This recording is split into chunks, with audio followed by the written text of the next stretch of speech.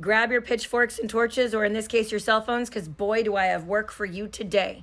I literally just woke up to the corporate overlords coming down from on high behind their gilded gates to say, let them eat cake. And this is on the heels of the Kellogg CEO saying the poor people could just eat cereal for dinner when they couldn't afford food anymore, which I still can't believe really happened on live television.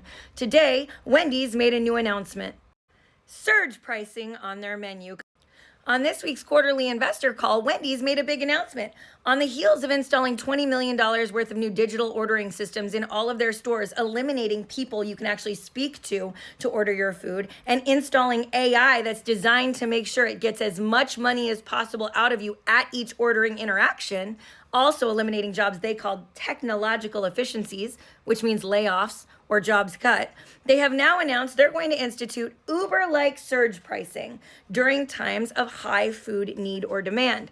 So the next time that the entire working class is sent to their 30 minutes they might get away from their desk, their job, their cash register for the day, or their janitorial duties, and they run out to grab food in the food desert that they work in, they're going to find out that Wendy's has systematically, through AI's algorithm, decided to increase the food prices maybe beyond the reach of their budget, ensuring that forever the caste system stays exactly where it is in America, with the poor getting poorer, the rich getting richer, and nobody ever being able to save or move up in life. That's right. If it's lunchtime and all of the working class Americans that are rushing out with the 30 minutes they might be allowed from their desk to go grab food run to Wendy's, they're going to find that their burger might cost, $4, $5, $6 more than it would any other time of day, because they need to eat.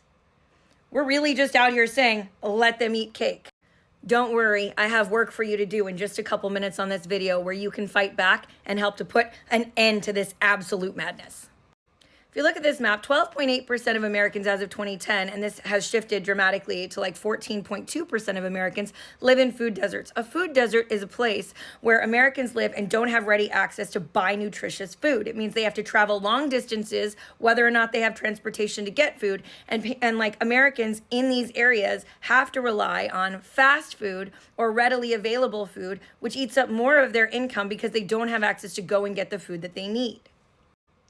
If you look at this statistic, 32% of people that are below the poverty line or up to 130% of the poverty line rely on fast food to get nutrition every single day.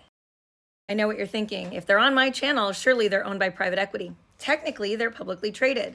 They used to be the parent company of Wendy's, Arby's. However, they sold Arby's into private equity with Roark Capital about a decade ago. However, if you look at the top institutional investors of Wendy's, nothing shocking here.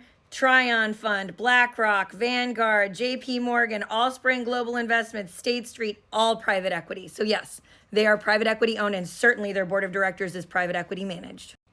If you look at this BLS profile on the working poor from 2021, you're going to see that poor people, or people that are less than 350% of poverty, have almost no decision-making ability when it comes to their work schedule. You're going to see that their bosses get to decide when they get a break, if they get a break at all. And so if somebody that is a member of the working class, somebody that is a member of the below poverty class is working 1 or 2 or 3 jobs, chances are they're not going to get to choose when they go for their lunch hour, when they choose that 10 or 15 minutes they have to rush to get something to eat and get on with their day, which means that this surge pricing is going to inequitably affect the working poor and the working class, which means that we're going to keep getting poorer and they're going to keep getting richer.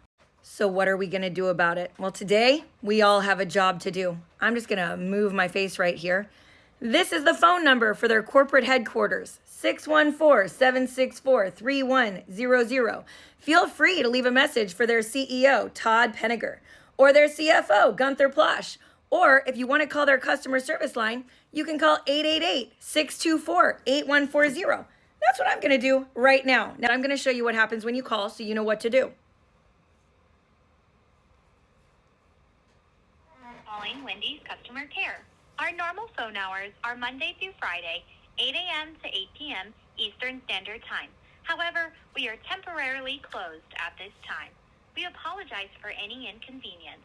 You may also contact us via email at customercare@wendys.com or on our website at www.wendys.com/contact-us.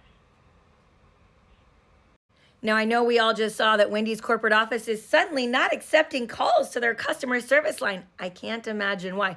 But don't worry, you can also hit them up on all of their social medias right here.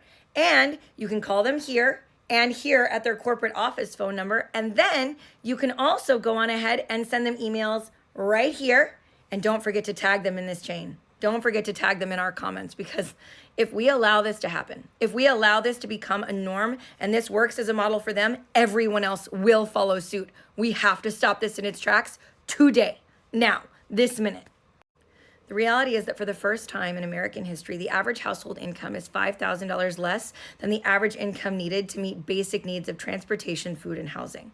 And that means that for everyday Americans that need to run out and grab something quick for lunch, this is going to stretch their already insecure finances, maybe to the breaking point. And maybe people are going to start skipping lunches or skipping breakfasts because they would rather be food insecure so their kids can eat than they have a lunch on their laborious job. It's an attack and strip mining of the wealth of everyday Americans and funneling it ever upwards to the billionaires, and we cannot let it stand.